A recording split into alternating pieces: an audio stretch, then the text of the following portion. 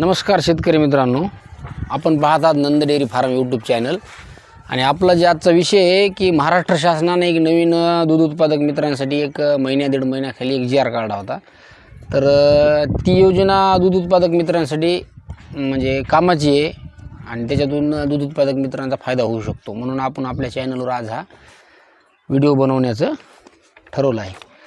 तर ही योजना नेमकी आहे काय, तर आपण सुरुवातीपासून ज्या दूध धंद्यामध्ये योजना पाहतो, समजा अण्णासाहेब पाटील विकास महामंडळाची योजना जी भरपूर प्रमाणामध्ये फेमस झाली. त्याच्यानंतर मुख्यमंत्री रोजगार निर्मिती, प्रधानमंत्री रोजगार निर्मिती, काही कृषी विभागाच्या योजना असतात ज्याच्यामध्ये आपल्याला अनुदान मिळते, काही नाबार्डचे असतात, राष्ट्रीय गोकुळ मिशन, अशा मोठमोठ्या दुसऱ्या काही योजना आहेत. परंतु आत्ता महाराष्ट्र शासनाने एक नवीन योजना चालू केलेली आहे आणि तिचा GR आपल्याला गेल्या महिन्यामध्ये मिळालेला आहे. या योजनेचं एक खास गोष्ट आणि म्हणजे दूध उत्पादकांसाठी एक चांगली गोष्ट म्हणजे ह्याच्यामध्ये 5 दुधाळ गाई म्हशी प्रकल्प, म्हणजे 5 दुधाळ गाई किंवा म्हशी घेण्यासाठीचा हे प्रकल्प आहे. ह्याच्यामध्ये गाई म्हशींचा विमा, शेड, साधनसामग्री अशा पद्धतीचं संपूर्ण एक हे प्रोजेक्ट समजा 11,35,000चा आहे. आणि याच्यामध्ये अल्पभूधारक, वन हक्कधारक, महिला बचत गट ह्या समजा अशा वर्गांना जास्त प्राधान्य आहे. तर ह्याच्यामध्ये सगळ्यात महत्त्वाचा मुद्दा सांगायचा म्हणजे असा आहे की आपण जर समजा ह्या योजनेचा लाभ घेण्यासाठी याच्यामध्ये अप्लाय केला तर आपण सुरुवातीला साधनसामग्री किंवा शेड जर तयार केलं, आपला 10 लाखाचा जर प्रोजेक्ट असेल तर त्या 10 लाखामधले 5 लाख रुपये जर समजा आपल्याला जनावरं खरेदीसाठी आणि 5 लाख रुपये समजा आपल्याला जर शेड आणि साधनसामग्री म्हणजे आपलं कटर मशीन आहे, दूध काढायची मशीन आहे, कॅन्डी आहे, फॅन वगैरे ह्या मशीन घेण्यासाठी जर समजा 5 लाख रुपये लागत असतात तर त्याच्यातले 2.5 लाख रुपये पहिल्या टप्प्यामध्ये म्हणजे शेड आणि साधनसामग्री घेतली की 2.5 लाख रुपये त्याच्यामधले पहिल्या टप्प्यामध्ये आपल्याला अनुदान मिळणार आहे. आणि दुसऱ्या टप्प्यामध्ये आपण जनावरं खरेदी केली की त्याच्यामध्ये 2.5 लाख रुपये, असं 5 लाख रुपयाचं अनुदान हे सर्वसाधारण वर्गासाठी आहे. आणि अनुसूचित जाती जमाती प्रवर्गासाठी 75% अनुदान आहे, म्हणजे 8-8.5 लाख रुपये त्याच्यामध्ये ते अनुसूचित जाती जमातीसाठी अनुदान आहे.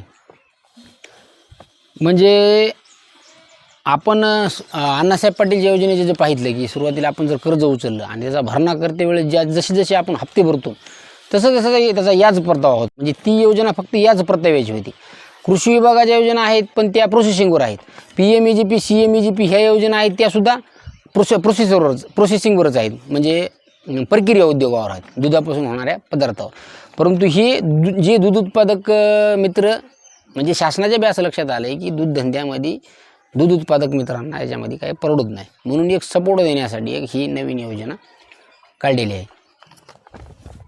तर आता ह्याचा आपल्याला जास्तीत जास्त जर फायदा घ्यायचा असेल तर आपल्या पद्धतीनं आपल्याला 6 लाख, 8 लाख, 10 लाख जशा पद्धतीनं करायची तशा पद्धतीनं आपण ह्याच्यामध्ये फाईल कर्ज स्वरूपामध्ये फाईल म्हणा किंवा स्वतःचं भांडवल असलं आपलं तर स्वतःच्या भांडवलामध्ये सुद्धा आपण जर ह्याच्यात गुंतवणूक केली आणि ह्याच्यामध्ये जर आपण अप्लाय केला तर तशा पद्धतीचं आपल्याला अनुदान त्याच्यामध्ये मिळत राहते.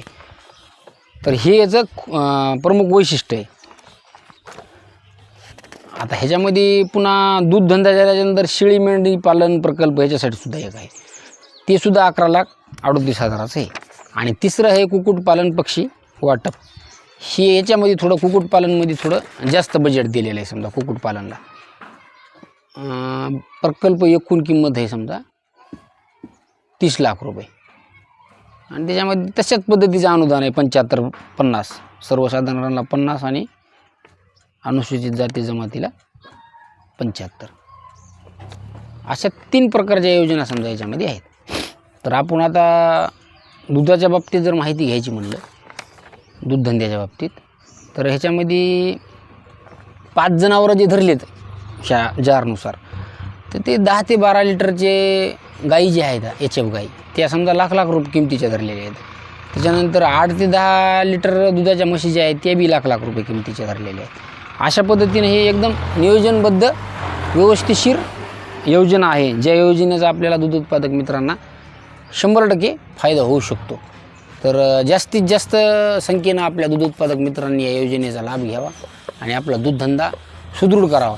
मीसुद्धा माझ्या मणक्याच्या आजारामुळं समजा जे धंदा थोडा कमी केला होता, तर ह्या योजनेच्या साहाय्यानं मीसुद्धा आता नंतर एखादा कामगार म्हणा किंवा पार्टनर म्हणा सोबत भेटला तर मी पुन्हा ह्या धंद्याला मोठं करण्याचा प्रयत्न करणार आहे. अशा पद्धतीचे व्हिडिओ माहिती आपल्याला भेटावी म्हणून चॅनलला सबस्क्राईब करा.